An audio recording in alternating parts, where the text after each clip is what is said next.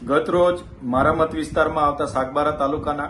તાલુકા વિકાસ અધિકારી સમક્ષ કોલવાણ, પલાસવાડા, સેલાંબા, મોહપાડા, ભાદોડ, પાટ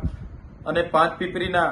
મહિલા સરપંચના પતિઓ દ્વારા એવી રજૂઆત કરવામાં આવી છે કે ધારાસભ્યશ્રીની ગ્રાન્ટ અને એમની ભલામણથી જે પણ કામો અમારી પંચાયતમાં આવે છે તે એમના કાર્યકરો અને હોદ્દેદારો જ કરે છે અને અમારી સાથે અન્યાય થાય છે। ત્યારે આજે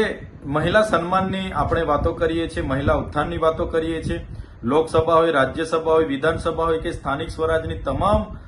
ચૂંટણીઓમાં મહિલાઓને 50% અનામતની જોગવાઈ કરવામાં આવી છે। ત્યારે સાગબારા તાલુકાની આ 7 પંચાયતોમાં મહિલા સરપંચના પતિઓ પોતે તાલુકા વિકાસ અધિકારીની હાજરીમાં સહી સિક્કા કરે છે, પોતે ગામ સભાઓમાં, પોતે સરકારી મિટિંગોમાં અને તમામ વહીવટ જાતે કરે છે। નાણાંના પેમેન્ટના ચેકો પણ પોતાની સહીથી એ લોકો આપતા હોય છે। ત્યારે પંચાયત અધિનિયમ 1993 અંતર્ગત આ 7 પંચાયતના મહિલા સરપંચના પતિઓ પર કાયદેસરની કાર્યવાહી કરવા માટે અમે માંગ કરીએ છીએ। સાથે સાથે આજના ન્યૂઝપેપરમાં આ સમાચાર આવતા અમે અમારા ત્યાંના હોદ્દેદારો અને કાર્યકરો સાથે વાત કરી તો જાણવા મળ્યું કે મારી ગ્રાન્ટ અને મારી ભલામણથી જે પણ કામો આ 7 પંચાયતમાં મંજૂર થઈને જાય છે,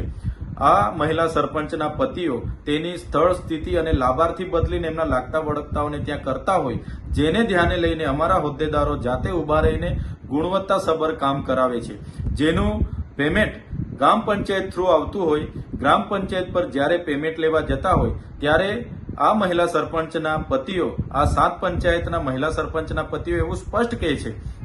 કે અમે ત્યારે જ ચેક આપીશું, તમે અમને 10% ટકાવારી અમારી કમિશન તમે આપશો તો જ। એમાં 5% તલાટીના અને 5% મહિલા સરપંચના પતિના માંગણી કરે છે। ત્યારે અમારા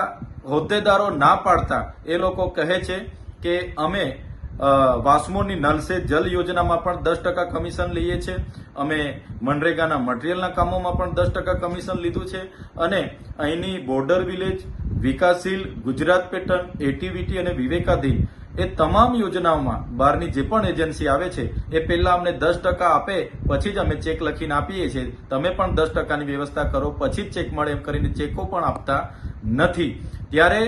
સવાલ એ થાય છે કે આ કોલવાણ, પલાસવાડા, સેલાંબા, મોહપાડા, ભાદોડ, પાટ અને પાંચપીપરી ગત વર્ષ 2023-24 અને 24-25માં જે પણ મનરેગા અંતર્ગત મટીરિયલના કામો એમણે મહિલા સરપંચના પતિઓએ કર્યા છે એ 7 પંચાયતની વિજિલન્સ તપાસ થાય, કમિટી જિલ્લા સ્તરીય કમિટી બનાવીને તપાસ થાય અને બાદમાં જ નવા કામો મટીરિયલના મંજૂર કરવામાં આવે એવી અમે માંગ કરીએ છીએ। જો આમ નહીં થશે તો આ 7 પંચાયતના